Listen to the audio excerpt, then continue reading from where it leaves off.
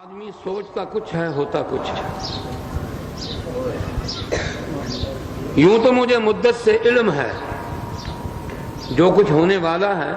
دلائل کے ساتھ حالات کو دیکھ کر ملنے والی رپورٹوں سے میں مدت سے سمجھے ہوا ہوں کہ ایک منصوبے پر عمل ہونے والا ہے. لیکن مجھے یہ یقین نہیں تھا کہ آج رات کے کچھ ہو جائے،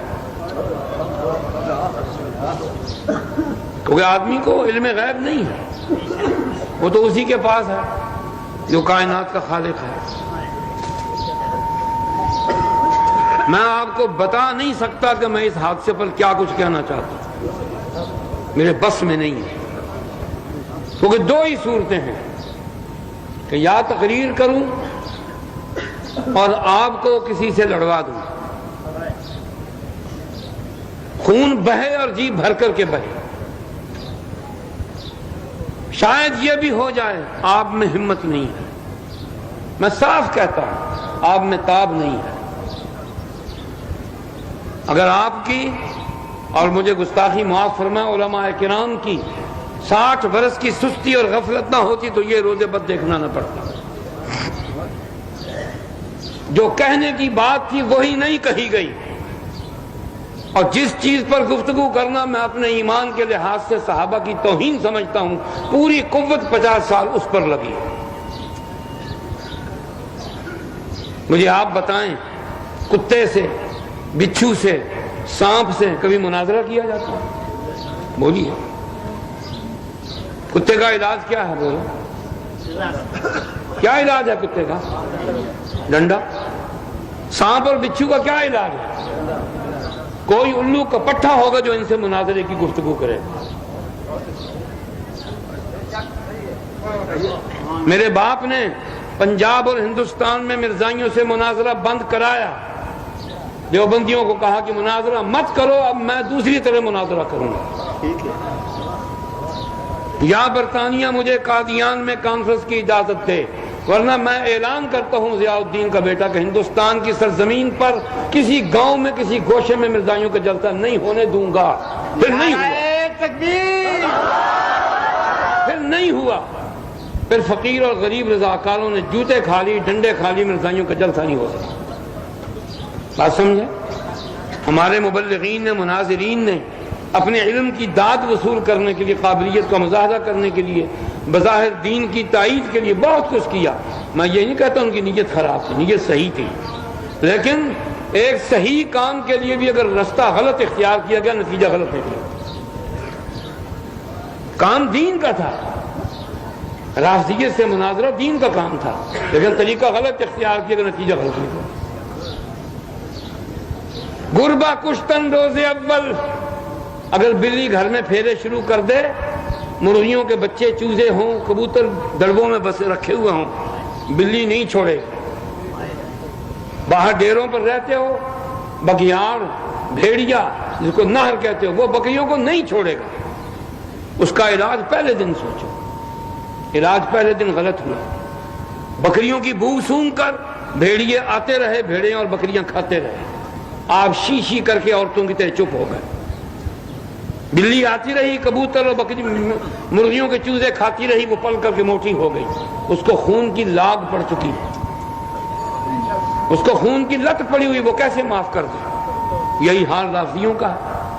اب نہ جانے کس کس کی باری اور آئی ہوئی ہے. مجھے کچھ معلوم ہے، یہاں بتانا قرین مصلحت نہیں. حق نواز میرے بچے کی عمر کا تھا، لیکن میں اس کو جی کہہ کر بلا سکتا. وہ اپنے مقصد میں کامیاب ہے، لیکن پچھلوں کے لیے بڑی مصیبت چھوڑ گیا. رات میں یہی گفتگویں کرتا ہوا ساتھیوں سے سویا ہوں کہ تمہیں پتہ نہیں کیا ہونے والا ہے. بلندیوں پہ سفید و سیاہ مل ہی گئے. یہ بڑی دور کا پروگرام ہے جس پر عمل ہو رہا ہے. میں پچھلے مہینے ان کا پرچہ رضاکار، ہفتہ روزہ رضاکار اور شماہانہ مشیہ پڑھ چکا ہوں. اس میں لکھا ہوا تھا کہ اب ہم نے آخری علاج سوچ لیا اور ان قریب اس پر عمل ہوگا. وہ عمل رات ہوگی. یہ آغاز ہو گیا ہے. کیوں ہو رہا ہے، کیوں کیا جا رہا ہے؟ میرے پاس بہت کچھ کہنے کو کہا لیکن ابھی میں سب کچھ نہیں کہوں گا. میرے نقطۂ نگاہ سے، میرے ناچیز مطالعے کی نقطۂ نگاہ سے، 40 برس کے ہوش و حواس کے ساتھ معلومات اور تجربے کی بنا پر میں یہ سمجھتا ہوں کہ پاکستان دوسرا ایران بنا دیا گیا ہے. کوئی مانے نہ مانے، پہلے کون سی ہماری باتیں لوگوں نے مانی، لیکن ہوا کوئی کچھ جو ہمارے بزرگ کہتے ہیں. آج میں کہتا ہوں سوچ لینا، زندہ رہا تو دیکھ لینا، غلط ہوا تو مجھے اللہ ٹال دے مصیبت تو اور بات ہے، ورنہ فیصلہ ہو چکا.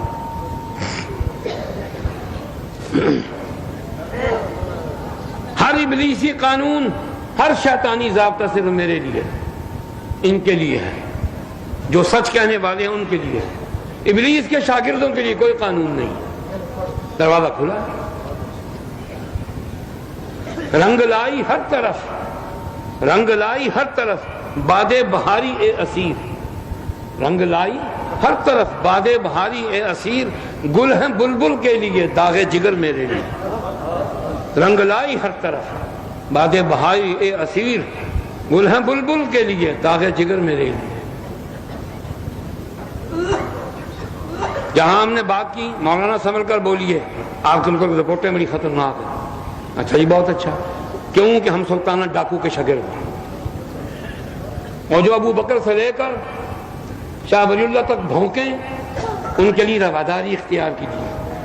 یعنی حضرت خنزیر کے لیے، جناب کتا کے لیے، ان کے لیے، حضرت سانپ کے لیے، محترم بچھو صاحب کے لیے رواداری اختیار کیجیے. اپنی مائیں بہنیں پنوائیے، اپنے بزرگوں کی پگڑیوں کو آگ لگوائیے، اپنی ماؤں بہنوں بیٹیوں کے جھونٹے اکھڑوائیے، اپنے دین کی بنیادوں میں تیزاب پڑا رہنے دیجیے، اس کو کچھ نہ کہیے، آپ رواداری سے کام لیجیے. سیدھا کیوں نہیں کہتے کہ تم دلے دلال دیوس بھڑوے بے غیرت بن جاؤ؟ سیدھا یوں کہو. یہ بے غیرتی کا سبق ہے اور کچھ بھی نہیں. ہمیں دوہری تیری غلامی میں پھنسایا جا رہا ہے. بھائی بیٹھ لیں، جس طرح بیٹھتے بیٹھنا. دوہری تیری غلامی ہے. پہلے برطانیہ کے غلام تھے، امریکہ کے غلام. ملک پہلے بھی بظاہر اپنا تھا، اب بھی اپنا. پہلے براہ راست فرنگی حکومت کرتا تھا، اب بالواسطہ حکومت کرتا. اوپر چٹا انگریز ہے، نیچے کالا انگریز ہے. تب بھی مرزائی تھے، تب بھی کمیونسٹ تھے، تب بھی رافضی تھے، اب بھی رافضی ہیں، اب بھی مرزائی ہیں، اب بھی کمیونسٹ.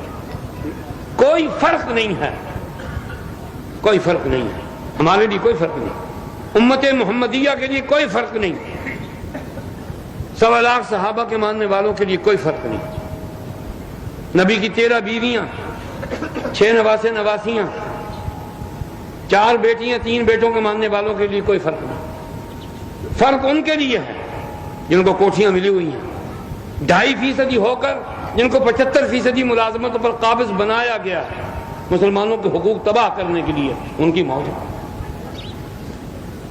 ایک شاعر نے، جلے ہوئے دل والے نے، اپنے کسی مخالف کو کہا تھا کہ اس حرامی کی لحد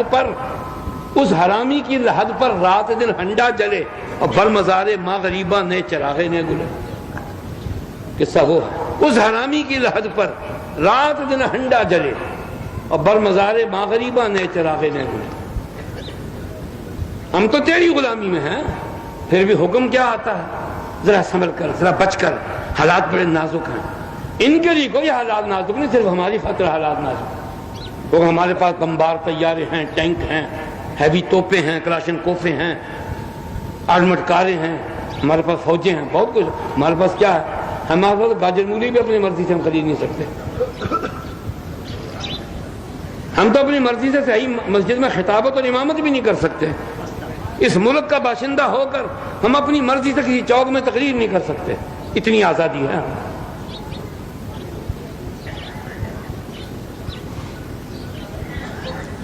میرا ایمان ہے کہ حق نواز بخشا گیا ہے، الحمدللہ. وہ زانی نہیں تھا، شرابی نہیں تھا، بدماش نہیں تھا، ڈکیت تھا، مولوی تھا، غریب تھا، غریب محض تھا. مجھے ملا ہے، کئی بار ملا ہے. میں نے ایک بات اس کو کہی تھی جس کی تفصیل یہاں سنانا صحیح نہیں. میں کہتا تمہارے پاس سب کچھ ہے، تمہارے پاس قوت نہیں. قوت لے آؤ، تم بہت کچھ منوا لو گے. قرآن کوئی نہیں سنتا، حدیث کوئی نہیں مانتا، صحابہ کے فتوے کوئی نہیں سنتا، ڈنڈے کی